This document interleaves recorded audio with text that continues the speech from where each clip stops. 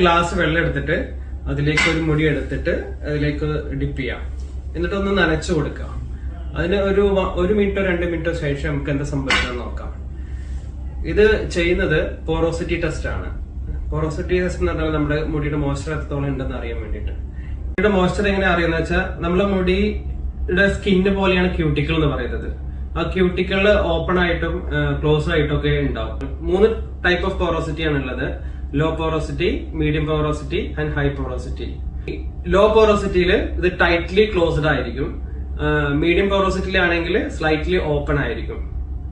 അതുപോലെ ഹൈ പോറോസിറ്റിയിൽ ഇത് wide open ആയിരിക്കും.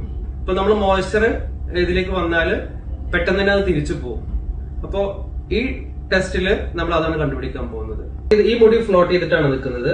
അപ്പൊ ഇത് ലോ പോറോസിറ്റി ആണ്. ഇതൊരു മിഡിലായിട്ട് സിങ്ക് ചെയ്ത് നിൽക്കുകയാണെങ്കിൽ മീഡിയം പോറോസിറ്റി,